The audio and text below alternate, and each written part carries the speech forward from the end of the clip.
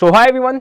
तो भैया इस क्लास के अंदर हम पढ़ने वाले हैं वर्क पावर एनर्जी। ठीक है, ये क्लास उन बच्चों के लिए जो बच्चे अभी अपना 9th का सिलेबस खत्म कर रहे हैं धीरे धीरे, और आगे जाके मैं 9th और 10th दोनों कराने वाला हूं, पता है, one shot one shot one shot one shot. ठीक है, और इसके बाद तुम कमेंट सेक्शन में मुझे बता सकते हो तुम्हें कौन से चैप्टर के न्यूमेरिकल्स करने हैं। खैर जैसे ही वन शॉट हो रहा है ना एक बार, फिर इसके बाद हम पूरा डिटेल में भी कराएंगे, फिर तुम्हारे न्यूमेरिकल्स भी अलग अलग तरीके से कराएंगे ना।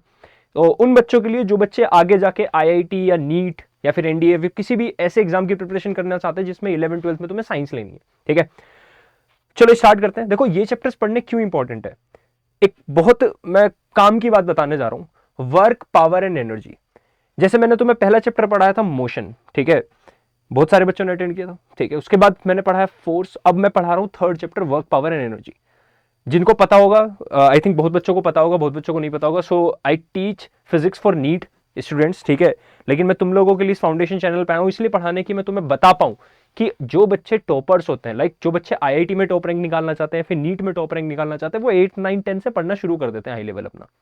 ठीक है, उन्हीं बच्चों के लिए मैं सारी चीजें करा रहा हूं। ठीक, लेकिन साथ साथ में वो बच्चे जो आगे जाके आईटी नीट नहीं भी करना चाहते, उन्हें भी इस चैनल से हेल्प मिलेगी। वो अपना एटलीस्ट स्कूल का सिलेबस तो खत्म कर ही सकते हैं। देखो अच्छा एक एग्जांपल देता हूं, तुमने मेरी पहली वीडियो देखी होगी मोशन, 27 मिनट्स की है। उसके अंदर मैंने सारे ग्राफ बताए, उसके अंदर मैंने सारी चीजें बताई। तो मैं मोशन चैप्टर से उठा के देख लेना अपनी एनसीईआरटी बुक, एक भी वर्ड नहीं छोड़ा, सिर्फ 27 मिनट्स। ठीक है, अगली वीडियो मैंने बनाई 20 मिनट्स की, जिसमें अंदर मैंने पढ़ा है न्यूटन लॉज ऑफ मोशन, सिर्फ 20 मिनट्स कह रहा हूं मैं, यानी टोटल 47 मिनट्स में तुम्हारे 2 चैप्टर खत्म हो गए। और बच्चे क्या पूरे साल लगे रहते हैं। यानी मैं तुम्हें समझाना ये चाहता हूं कि जो काम तुम्हारा इतने टाइम का होता ही नहीं है, तुम उसे जबरदस्ती इतना लंबा क्यों खींचते हो। अब बहुत बच्चों को सुनने में ना अजीब लग रहा होगा, सर सर क्या कह रहे हो, सर हमारा स्कूल स्टार्ट होता है अप्रैल से, सर अप्रैल मई जून जुलाई, सर फेब में जाके कोर्स खत्म होता है, तब भी लगे होते हैं हम एंड में सिलेबस खत्म करा रहे होते हैं ना, कि सर साइंस में एक ही सब्जेक्ट थोड़ा ना, 3 सब्जेक्ट है सर, बायो भी है, केमिस्ट्री भी है, फिजिक्स भी है। सोच अगर तू डेली 20 मिनट फिजिक्स पढ़ रहा है, 20 मिनट बायो पढ़ रहा है, 20 मिनट केमिस्ट्री पढ़ रहे हो, 1 घंटा तो पढ़ ही सकते हो। 3 सब्जेक्ट हो गए 1 घंटे में। एक दिन फिजिक्स साइंस करो, एक दिन मैथ्स, एक दिन साइंस, एक दिन मैथ्स। अब तुम बोलोगे सर एसएसटी हिंदी इंग्लिश कहाँ जाएंगी, सैटरडे संडे उन्हें दे दो। तो ये it's all about time management. ठीक है, कभी भी देख लेना, एक टॉपर्स और एवरेज बच्चे के बीच में सबसे बड़ा डिफरेंस ये होता है कि उन लोगों को टाइम मैनेजमेंट आता है जो टॉपर्स बनते हैं, और जो बच्चे को टाइम मैनेजमेंट नहीं आता, जो हमेशा पूरे साल रोता रहता है, सर मेरा ये छूट गया, सर मेरा वो छूट गया, सर स्कूल में इतना होमवर्क मिला, जो हमेशा रोता रहता है, वो काउंट हो जाता है एवरेज में। तीसरा भी एक बच्चा होता है जिससे कोई मतलब ही नहीं होता पढ़ाई से, है ना, उसे ना टाइम टेबल से मतलब, ना पढ़ाई लिखाई से मतलब, उसकी मैं बात ही नहीं कर रहा ना, वो जीनियस लोग होते हैं। तो पढ़ते हैं। आज मैं इस चैप्टर को बहुत टाइम लेके पढ़ाऊंगा। मैंने सोचा है कि इस चैप्टर को देखो मैं जबरदस्ती ट्राई करूंगा कि मैं आधे घंटे तक खींच पाऊं, या थोड़ा और ज्यादा। मैं सोच रहा हूं आज से 1 घंटा पढ़ाऊं, मेरा मन है 1 घंटा पढ़ाने का, पर मुझे पता है ये हो नहीं पाएगा क्योंकि चैप्टर इतना बड़ा। ठीक है चलो यार, यहाँ पे मैं तुम्हें एक थोड़ी तगड़ी चीज पढ़ाने जा रहा हूँ। जो बच्चे मुझसे पढ़ते हैं उन्हें पता होगा, इस चैप्टर के लिए थोड़ी सी ना ट्रिग्नोमेट्री की जरूरत होती है, लेकिन जिन्हें ट्रिग्नोमेट्री नहीं आती उनके लिए भी एक शॉर्टकट है, बताएंगे। अब कुछ बच्चे सुनकर घबरा जाएंगे, सर ट्रिग्नोमेट्री क्या सर। बेटा 10th क्लास में मैथ्स में एक टॉपिक आता है जिसका नाम है ट्रिग्नोमेट्री। उस ट्रिग्नोमेट्री की इस चैप्टर में थोड़ी सी जरूरत पड़ती है। ये पता नहीं सीबीएसई ने थोड़ा उल्टा किया हुआ है, वर्क चैप्टर के अंदर थोड़ी सी ट्रिग्नोमेट्री की जरूरत होती है, लेकिन अब सभी लोग ना बिना ट्रिग्नोमेट्री के पढ़ा देते हैं। तो मैं तुम्हें हल्का सा हिंट दूंगा, वो याद कर लेना। वो थोड़ी सी चीज बताऊंगा जो तुम्हें याद करनी है। मुझे लग रहा था मैंने प्रवचन दे दी 10 मिनट के, 3 ही मिनट हुए। चलो स्टार्ट करते हैं। वर्क चैप्टर से है ना, तो वर्क के अंदर हम क्या क्या पढ़ेंगे भाई। पहले हम पढ़ेंगे वर्क, फिर हम पढ़ेंगे पावर, फिर हम पढ़ेंगे एनर्जी। वैसे वर्क और एनर्जी स्टार्टिंग में पढ़ लेंगे। एक बात बताओ, तुमने 10 दिन से रोटी नहीं खाई, तुमसे कोई काम कराया जाए, कर पाओगे? बहुत मुश्किल है ना। मान लो तुम्हारे अंदर कुछ, अच्छा चलो वर्क डन, तो भैया वर्क डन पहले होता क्या, पहले समझो। वर्क डन होता है तुम्हारा फोर्स इंटू डिस्प्लेसमेंट। फोर्स और डिस्प्लेसमेंट की मल्टीप्लाई कर दो, यही है वर्क डन। अब तुम बोलोगे सर ये क्या। बेटा work is defined as whenever we applied force और ऑब्जेक्ट डिस्प्लेस हो गया अपनी जगह से दूसरी जगह। सोचो मैं इसे दीवार को धक्का दे रहा हूं, ये थोड़ी ना आगे जा रही है, नहीं गई, कहां गई, तो मैं बोलूंगा कोई काम नहीं किया तुमने, है ना। तो वर्क डन है क्या, जब तुम फोर्स लगाते हो और ऑब्जेक्ट अपनी जगह से दूसरी जगह चला जाता है, वही तो वर्क डन है। तो work done is force into displacement, यही है वर्क डन एक्चुअल में। ठीक है, फोर्स की यूनिट होती है बेटा न्यूटन, और डिस्प्लेसमेंट की होती है मीटर। इस न्यूटन मीटर को मिला के एक चीज बोल दिया गया जिसे बोलते हैं जूल। क्या बोलते हैं जिसे हम, जूल। ठीक है, तो वर्क डन की एसआई यूनिट, जिसे हम एसआई यूनिट बोलते हैं, एसआई यूनिट इज जूल। अब तुमने अपने स्कूल में एक चीज पढ़ी हुई, स्कूल में बुक में कहीं भी एक चीज पढ़ी हुई, work done negative positive, reality में वर्क डन नेगेटिव पॉजिटिव हो ही नहीं सकता। पॉइंट समझना क्यों। मैंने तुम्हें एक चीज पढ़ाई थी, याद हो तो, स्केलर वेक्टर पहली क्लास में, है ना। वर्क डन एक स्केलर क्वांटिटी, कैसी क्वांटिटी, स्केलर, जिसका डायरेक्शन से कोई लेना देना नहीं है। याद रखना, वर्क डन का डायरेक्शन से कोई लेना देना नहीं है। ऐसा नहीं है कि तुमने गधे से ईंट ढुआई इधर की तरफ, ईंट लेके गया वो इधर, उसने कुछ काम किया, फिर तुमने बोला इधर चला जा, फिर वो इधर गया और तुमने बोला काम ही नहीं किया इस गधे ने, तो ऐसा थोड़ी ना है, किया भैया उसने काम। तो डायरेक्शन से कोई लेने देना नहीं। याद करो, जब कोई इधर फोर्स लगाता है 10 न्यूटन इधर लगाता है, तुम पे कोई फोर्स नहीं लगती, नेट फोर्स 0 हो जाती है, पर काम ऐसा नहीं होता, काम को जोड़ा जाएगा, ठीक है। एनर्जी भी जोड़ी जाएगी। मान लो सन से इधर आ रही है, तुम्हें सन से कुछ एनर्जी मिल रही है, इधर से लाइट एनर्जी, और इधर फिर सन रात शाम को इधर चला गया, इधर से मिल रही है, तो तुम बोलोगे मुझे तो एनर्जी नहीं मिली, 0 हो गई, इधर वाली 0 हो गई, ऐसे थोड़ा बोल दोगे, नहीं। तो एनर्जी, वर्क, ये सब स्केलर क्वांटिटी है, ठीक है। अब एक बात बताओ, मान लो तुम्हारे अंदर कुछ एनर्जी है, अभी मान लो जैसे फॉर एग्जांपल मेरे अंदर अभी एनर्जी है, लेट्स से 20 जूल, एनर्जी भी की यूनिट भी जूल होती है ना, मेरे अंदर मान लो 20 जूल एनर्जी है। लेक्चर खत्म होते होते होते मान लो मेरे अंदर बच जाएगी 2 जूल, तो मेरी एनर्जी कितनी यूज हुई, 18 जूल। ये 18 जूल कहां गई, इस 18 जूल का मैंने किया काम। यानी ये जो चेंज इन एनर्जी है, इसको बोलते हैं चेंज इन एनर्जी। चेंज ही तो है 20 - 2, चेंज इन एनर्जी ही क्या इक्वल्स टू वर्क डन है। तो एक अच्छा फॉर्मूला मिला कि वर्क डन किसके इक्वल भी है, चेंज इन एनर्जी के। क्या बात याद रखोगे, ठीक है, ये बात याद रखोगे। अब सोचो कि यहां 20 जूल है, यहां मेरे पास 0 बच जाती, तो क्या चेंज इन एनर्जी क्या वर्क के इक्वल ना जाता, वर्क 20 जूल होता और एनर्जी भी 20 जूल। तो कभी कभी तुम देखोगे वर्क इक्वल्स टू एनर्जी भी लिख देते हैं कहीं कहीं। आज रीजन समझ में आया क्यों लिख देते हैं। चलो ठीक है, अगले पॉइंट पे चलते हैं। अब तुमने जो वर्क डन पॉजिटिव नेगेटिव ये सब क्या चीज है, इसका मतलब क्या है, वर्क डन पॉजिटिव नेगेटिव, चलो समझते हैं। तो वर्क डन का फॉर्मूला क्या आया, फोर्स इंटू डिस्प्लेसमेंट। डिस्प्लेसमेंट को एस लिखते हैं, ठीक है। फोर्स भी वेक्टर क्वांटिटी है और डिस्प्लेसमेंट भी वेक्टर क्वांटिटी है। तो एक चीज याद रख लो, कभी भी दो वेक्टर की मल्टीप्लाई होती है, सुनना, कभी भी दो वेक्टर की अगर तुम मल्टीप्लाई करते हो तो कभी तो आंसर आता है स्केलर, जैसे वर्क डन देखो स्केलर आ गया, और कभी तुम दो वेक्टर की मल्टीप्लाई करते हो तो आंसर आता है वेक्टर। तो ये वाली चीज तुम्हें फाउंडेशन यानी हाई लेवल वाले में सुनने को मिलेगी, अभी नहीं पढ़ाएंगे वाली, अभी तुम्हें ये मिली है बस, क्या, दो वेक्टर की मल्टीप्लाई करने से आंसर क्या आ गया, स्केलर। जब भी ऐसा देखने को मिले कुछ मत करो, यहां पे cos थीटा की मल्टीप्लाई कर दो। अब जो बच्चे पहली बार ये वर्ड देख रहे हैं वो इस चीज को इग्नोर करें, वो वर्क का फॉर्मूला यही याद रखेंगे।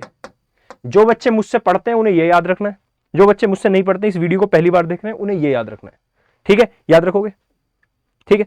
लेकिन जो बच्चे पहली बार पढ़ रहे हो कह रहे हैं नहीं नहीं सर हमें भी पढ़ना है ये वाला जो आप सबको पढ़ाते हो, तो पढ़ सकते हो, कोई दिक्कत नहीं है, मैं इसका भी बता दूंगा। ये cos थीटा क्या है, ये एक चीज है, इसको 10th में ट्रिग्नोमेट्री में पढ़ाया जाता है। जिसको देखने मेरे लेक्चर्स डाल देना यूट्यूब पे, अक्षय त्यागी सर ट्रिग्नोमेट्री, समझ में आ जाएगा क्या है। तुम चाहे 6th क्लास में भी हो तब भी समझ में आ जाएगा पक्का, ठीक है। नहीं देखना तो कोई बात नहीं, चलो आ गया। अब पढ़ते हैं वर्क डन पॉजिटिव नेगेटिव का मतलब क्या है, ठीक है। लेट्स से एक ऑब्जेक्ट रखा है, ठीक है, इस ऑब्जेक्ट को पकड़ के इधर खींचा, तुमने फोर्स लगाई, इसको बोल रहा हूं फोर्स एक्सटर्नल, जो बाहर से लगाई, मतलब मैंने पकड़ के खींच रहा हूं, यानी मैं लगा रहा हूं ये फोर्स, फोर्स एक्सटर्नल बोलते हैं इसको, ठीक है। मान लो ये ब्लॉक इधर ही चला गया, इधर चला गया, यानी डिस्प्लेसमेंट भी इधर हो गया, सुनना ध्यान से, ये इधर ही चला गया, डिस्प्लेसमेंट भी इधर हो गया। तो बताओ जो तुम चाहते थे वही हुआ, तुमने इसे इधर खींचना चाहा, ये इधर आ गया, इसको बोलते हैं पॉजिटिव वर्क डन। रियलिटी में वर्क डन के आगे पॉजिटिव नहीं, समझ रहे ना। पॉजिटिव वर्क डन का मतलब क्या है, मतलब कि फोर्स और डिस्प्लेसमेंट की डायरेक्शन सेम है।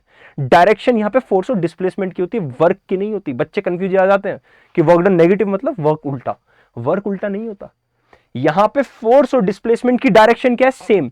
जब भी ऐसा होगा तो वर्क डन का फॉर्मूला डायरेक्ट ही है, इसको बोलते हैं पॉजिटिव वर्क डन, ठीक है। ठीक ठीक, इतना याद रहेगा। अब अगला पॉइंट सुनना, जिन बच्चों को ये बेसिक वाला फॉर्मूले से बता दिया मैंने, अब जिनको मैं पढ़ाता हूं cos थीटा, बेटा थीटा यहां पे 0 डिग्री है, cos 0 डिग्री, तो याद रखना cos 0 डिग्री की वैल्यू होती है 1।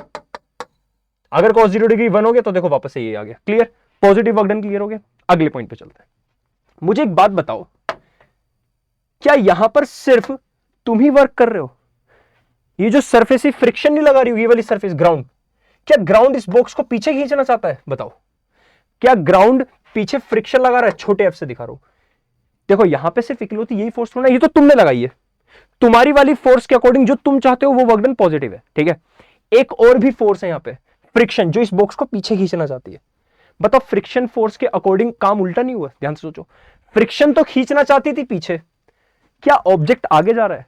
क्या अगर मैं फ्रिक्शन का वर्क डन निकालू, सुनो क्या होता है, काम सबका अलग अलग होता है। फॉर एग्जांपल एक शादी हुई, शादी में खाना बनाने वाला भी है, सजाने वाला भी, तो सबका अलग अलग काम है ना। तो इस शादी एक ही है, ये शादी है, इस पर काम अलग अलग लोग कर रहे हैं। मैंने फोर्स उधर लगा दी, फ्रिक्शन इधर खींच रहा है, ग्रेविटी नीचे खींच रही है। समझ रहे हो? अब पॉइंट समझना, मैं निकाल रहा हूं वर्क डन बाय फ्रिक्शन, तो वर्क डन बाय फ्रिक्शन तुम ध्यान से ऑब्जर्व करो, फ्रिक्शन और डिस्प्लेसमेंट एक इधर है एक इधर है, और दोनों ही वेक्टर क्वांटिटी है। तो वेक्टर क्वांटिटी अगर ऑपोजिट होती है तो नेगेटिव साइन आ जाता है, लगा दो नेगेटिव। फिर से बोल रहा हूं, वर्क डन नेगेटिव नहीं, इसे हम बोलते हैं फ्रिक्शन और डिस्प्लेसमेंट की डायरेक्शन ऑपोजिट है, इसलिए नेगेटिव आया, याद रखना। ये हो गया नेगेटिव वर्क डन। क्लियर, समझ में आ गया? ठीक है, अब जिन बच्चों को ट्रिग्नोमेट्री आती है वो देखो, फ्रिक्शन इधर डिस्प्लेसमेंट इधर, दोनों के बीच एंगल कितना, 180 डिग्री। तो याद रखना cos 180 डिग्री की वैल्यू होती है -1। सोचो -1 यहां पुट करके देखो, यही आ जाएगा सेम। समझ में आया? पॉजिटिव नेगेटिव हो गया। अब जीरो वर्क डन समझते हैं।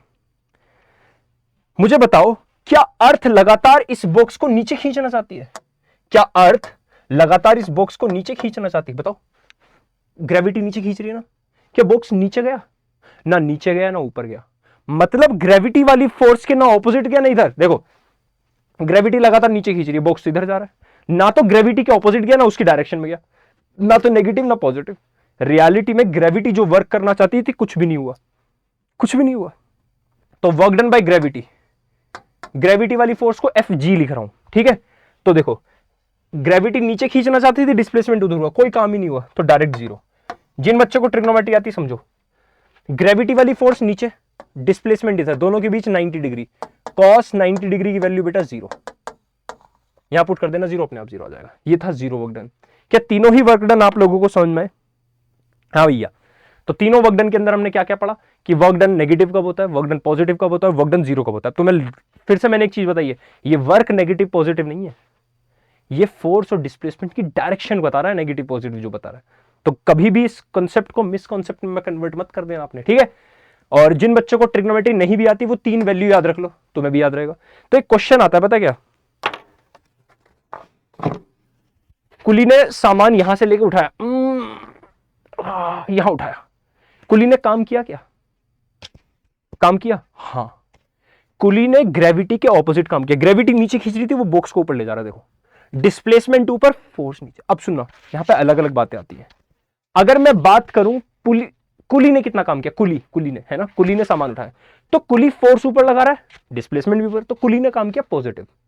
इसी बॉक्स के ऊपर ग्रेविटी भी काम कर रही है। देखो यहां पर कौन कौन काम कर रहा है, कुली काम कर रहा है, ग्रेविटी काम कर रही है। ग्रेविटी नीचे खींच रही थी, बॉक्स ऊपर जा रहा है, तो ग्रेविटी ने जो काम किया वो किया नेगेटिव। ग्रेविटी का काम नेगेटिव है, कुली का काम किया, कुली ऊपर ही फोर्स लगा रहा है, ऊपर ही बुझा रहा है, कुली का काम पॉजिटिव है।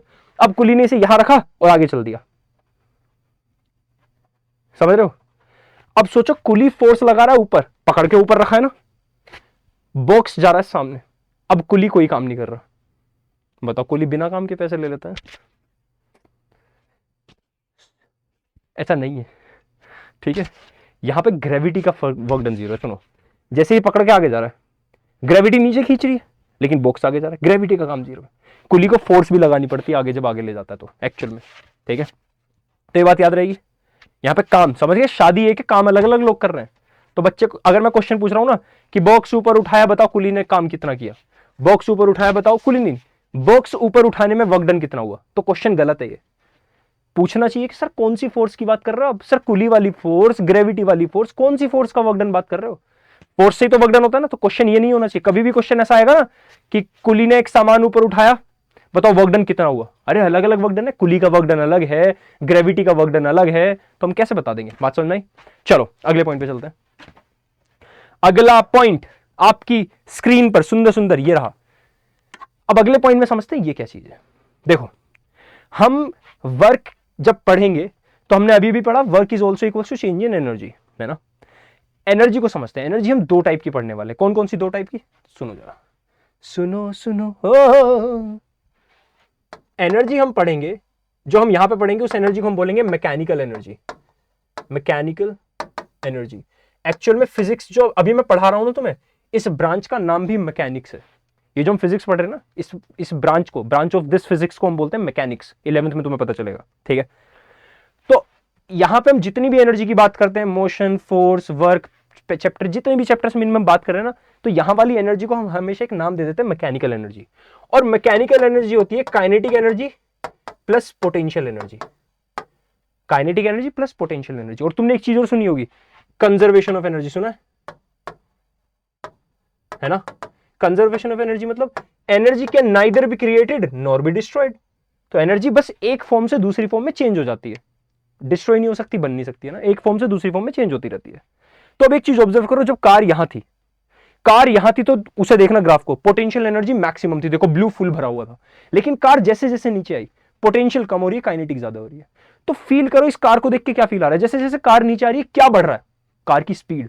कार की स्पीड बढ़ने से काइनेटिक बढ़ रही है, यानी काइनेटिक एनर्जी का लेना देना स्पीड से है ना। कार ऊपर थी, कार ग्राउंड से बहुत ऊपर थी, पोटेंशियल ज्यादा दिखा रहा है, जैसे जैसे कार नीचे पोटेंशियल कम, यानी पोटेंशियल एनर्जी का लेना देना हाइट से है ना। चलो समझते हैं, यानी कि एक कम हो रही तो दूसरी बढ़ रही है, मतलब देख रहे हो खत्म नहीं हुई एनर्जी, एक एनर्जी दूसरे में चेंज हो गई बस। तो एनर्जी इज कंजर्व, ध्यान रखना टोटल एनर्जी ये, ठीक है, टोटल एनर्जी, ठीक है। अब समझते हैं what is kinetic and what is potential. जब भी हम चलते हैं तो हमारे मोशन से रिलेटेड जब भी हम बात करते हैं तो वहां पे जिस एनर्जी, जैसे हम चल रहे हैं, मैं चल रहा हूं है ना, चल रहा हूं धीरे धीरे, तुम या फिर तुम दौड़ रहे हो या फिर तुम उस पर साइकिलिंग कर रहे हो ना, तो तुम्हारी बॉडी के अंदर एक एनर्जी ना है, नहीं है बताओ, तुम एनर्जी यूज कर रहे हो नहीं कर रहे हो? तो तुम्हारे अंदर मान लो जो भी एनर्जी, लेट्स से 10 जूल, तो जब तुम दौड़ते हो ना तो उस टाइम की उससे रिलेटेड एनर्जी को हम बोलते हैं काइनेटिक एनर्जी, यानी energy related to motion is called kinetic energy. अब सुनना, ये बॉक्स यहां पे ऐसे रखा है, ये कहीं गिर सकता है क्या? नहीं। अब मैं इसे यहां ले गया, मैंने छोड़ दिया, मैं यहां ले जाके छोड़ दिया, ये नीचे क्यों आया होगा बताओ? अब तुम बोलोगे सर ग्रेविटी ने खींचा, बिल्कुल सही बात है, खींच तो ग्रेविटी मुझे भी रही है। पॉइंट समझना जो मैं बताने वाला हूं, तुमने देखा होगा तुम्हारे पास रबर बैंड, देखिए रबर बैंड जो ऐसे खींच जाती है, उसे ऐसे ही रखा रहने दो, कोई फर्क पड़ता है? लेकिन उसे मैं खींच लूं ऐसे, अब उसे देख के डर लगता है, लग ना जाए, उसके अंदर क्या आ गया? एनर्जी। उसको बोलते हैं elastic energy, elastic potential energy. तो पोटेंशियल एनर्जी भी अलग अलग टाइप की होती है, पोटेंशियल एनर्जी को समझते हैं, वो इंपॉर्टेंट पार्ट है। कहां गया? हाँ, तो पोटेंशियल एनर्जी हम पढ़ेंगे ग्रेविटेशनल, ये हमारे सिलेबस में, लेकिन होती केमिकल और इलास्टिक भी। इलास्टिक कहां कहां देखोगे तुम? स्प्रिंग के अंदर देखोगे है ना, या वो रबर जो होती है उसके अंदर देखोगे, ठीक है। तो पोटेंशियल एनर्जी का मतलब किससे? Energy due to any change in height, shape and size. Balloon को पिचका दो, एनर्जी स्टोर होगी, छोड़ दो एकदम से भागेगा ना, एनर्जी को यूज करके। इस ऑब्जेक्ट की यहां से हाइट यहां ले गया मैं, हाइट चेंज कर दी, एनर्जी स्टोर होगी, जैसे छोड़ोगे एनर्जी को यूज करेगा, नीचे आ जाएगा। अब समझना, वर्क डन और एनर्जी रिलेटेड है, पता ना। मैंने इसे पकड़ा और इसे ऊपर उठाने लगा, बताओ मैं किसी चीज, किसी फोर्स के ऑपोजिट काम कर रहा हूं ना, क्या लगातार ग्रेविटी से नीचे खींच रही है, बट मैं ऊपर ले जा रहा हूं। सुनना ध्यान से, मैं इसे ऊपर ले जा रहा हूं, क्या इसे ग्रेविटी लगातार खींच रही थी ना, मैं फिर भी इसे ऊपर लेके चला गया। मैंने इसके ऊपर मेहनत की, मैंने इसके ऊपर काम किया, पापा ने तुम्हें दबा के 10 चांटे मारे, ठक ठक, पापा तुम्हारे ऊपर मेहनत कर रहे हैं, क्या तुम्हारे गाल गर्म हो जाते हैं? क्या तुम्हारे गाल में एनर्जी स्टोर हो जाती है, हीट एनर्जी हो जाती है? हाँ ना बोलो, होती है।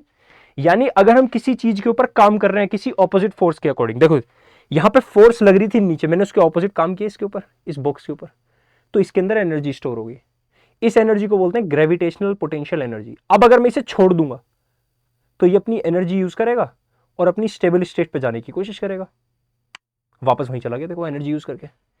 स्प्रिंग पकड़ी तुमने, स्प्रिंग देखी है, तुम इस स्प्रिंग को पकड़ के यहां खींचो ऐसे और छोड़ दो, वापस भाग जाएगी, स्प्रिंग पोटेंशियल एनर्जी। पॉइंट समझ में आ रही है? तो मैं 70 रोटी खिला दूं, एनर्जी दे दी, वॉशरूम में पहुंच जाओगे, एनर्जी रिलीज करके स्टेबल पोजीशन पहुंच जाओगे। पॉइंट समझ रहे हो मैं क्या कहना चाह रहा हूं? ये 4-5 पॉइंट से तुमने बातें कुछ डिकोड की, पोटेंशियल एनर्जी का मतलब क्या है। तो due to any change in shape, size and height, या पोजीशन बोल दो ना, वही है तुम्हारी पोटेंशियल। तो मोशन से रिलेटेड होगी काइनेटिक, और पोजीशन, शेप, साइज से रिलेटेड होगी पोटेंशियल। लेकिन हमें यहाँ पे पोजीशन पढ़ना है और दूसरा मोशन पढ़ना है। मोशन मतलब काइनेटिक, वेलोसिटी मतलब काइनेटिक, और क्या कहते हैं, पोजीशन मतलब पोटेंशियल, ठीक है। चलो समझते हैं। हाँ, तो काइनेटिक एनर्जी और पोटेंशियल एनर्जी, इसका डायरेक्ट फॉर्मूला दिखाऊंगा। पोटेंशियल का समझ लो पहले। अच्छा, वर्क डन क्या होता है? Force into displacement.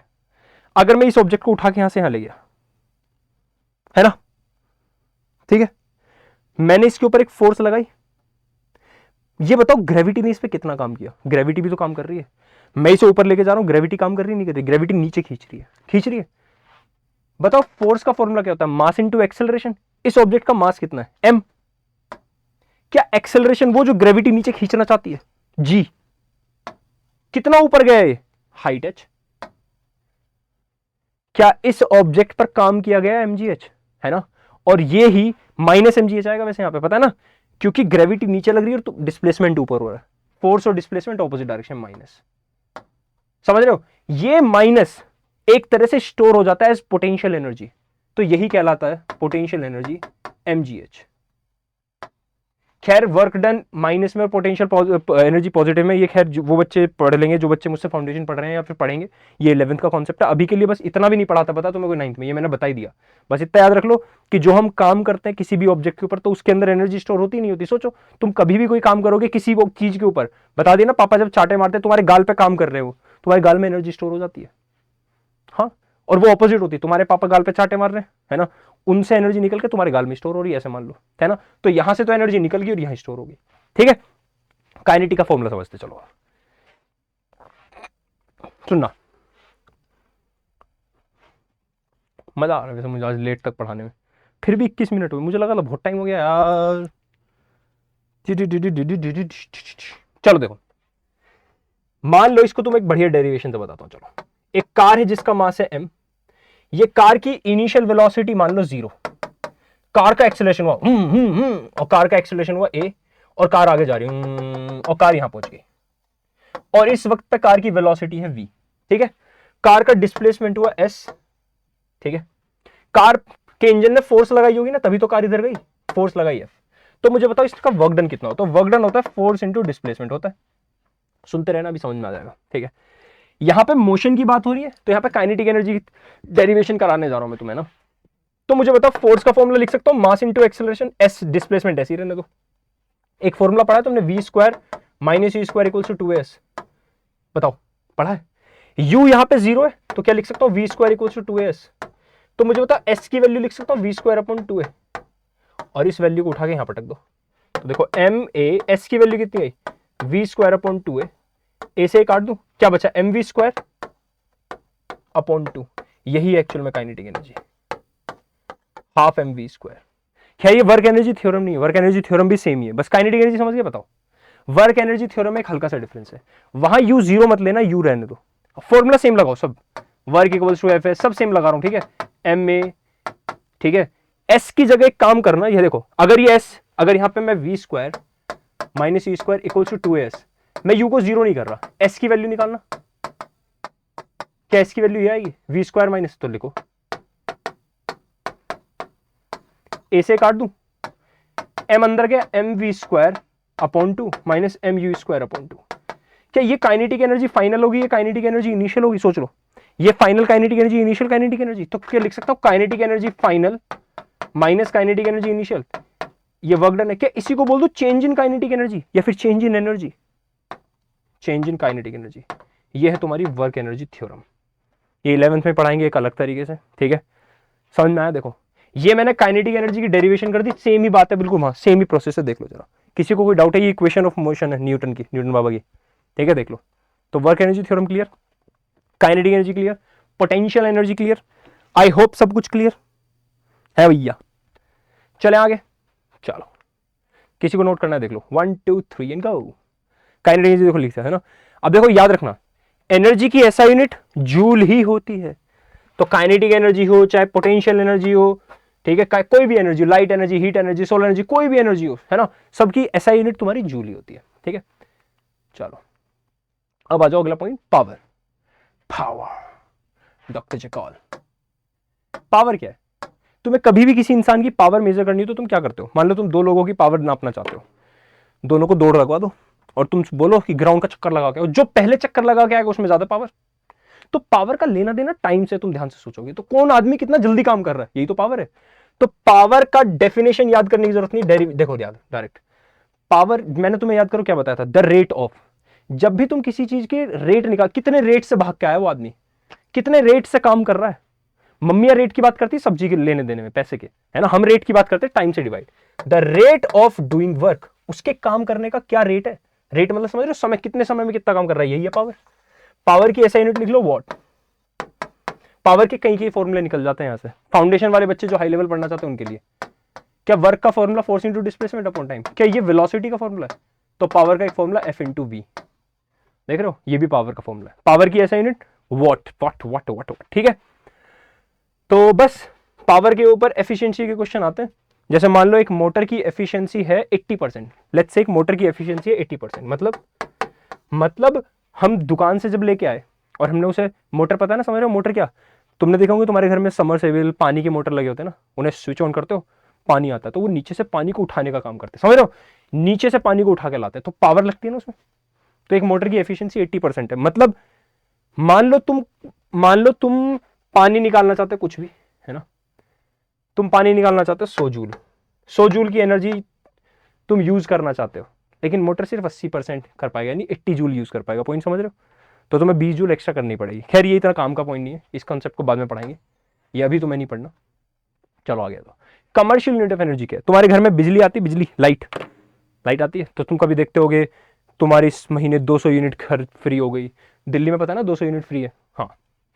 अभी भी पता नहीं, मुझे अभी का नहीं पता एग्जैक्ट, जब मैं रह रहा था तब थी, ठीक है। तो यूनिट का मतलब क्या होता है वहां पे, तुमने सुना होगा 1 यूनिट 5 रुपए, 6 रुपए, 7 रुपए, अलग अलग जगह अलग है। यूनिट का मतलब क्या है, ये वो वाली यूनिट नहीं है, मीटर सेंट नहीं, 1 यूनिट यहां पर होता है 1 किलोवाट आवर। मतलब पावर का फॉर्मूला क्या होता है, वर्क अपॉन टाइम। तो यहां से work equals to power into time लिख सकता हूं, बताओ। अरे पावर का formula work upon time, time को इधर ले जाओ तो वर्क का फॉर्मूला हो गया। क्या work is also equals to energy. अरे एनर्जी तो, कितनी एनर्जी यूज हो रही है, पावर इंटू टाइम। पावर की ऐसा यूनिट अभी क्या बताई थी, वॉट, और टाइम की क्या बताई थी, सेकेंड बताई थी। इसी वॉट को अगर मैं किलोवाट में ले लूं और इसी सेकंड को मैं अगर आर में ले लूं, ये 1 किलोवाट आर ही कहलाता है 1 यूनिट। इसी को बोलते हैं कमर्शियल यूनिट ऑफ एनर्जी। मतलब तुम 1 किलोवाट 1 घंटे में यूज कर रहे हो तो 1 यूनिट का खर्चा हुआ। मतलब फॉर एग्जांपल तुम्हारे घर में एक पंखा है, तुमने देखा होगा एसी 2 किलोवाट के आते हैं, 1 किलोवाट के आते हैं, सुना है। मान लो तुम्हारे घर में एक एसी है जो 1 घंटे में यूज कर रहा है, मान लो 1 किलोवाट आर एनर्जी यूज कर रहा है 1 घंटे में, 1 किलोवाट आर एनर्जी, यानी 1 घंटे में उसने 1 यूनिट का खर्चा किया। 1 यूनिट का, 1 यूनिट मतलब 7 रुपए, यानी 1 घंटे में तुम्हारा 7 रुपए एसी का खर्च हो रहा है। ये एग्जाम्पल है सिर्फ, है ना। ये कन्वर्जन याद कर लेना, अच्छा है ये वाला कन्वर्जन, सब देख लेना। बताओ यार, मैं सोच रहा था 1 घंटे पढ़ाऊंगा यार, 27 मिनट्स ही हुई है, क्या करें बताओ, क्या करें क्या ना करें, ये कैसी मुश्किल है। हमको तो अक्षय भैया जल्दी जल्दी पढ़ाएं, हैं। चलो bye bye, see you, take care and signing of.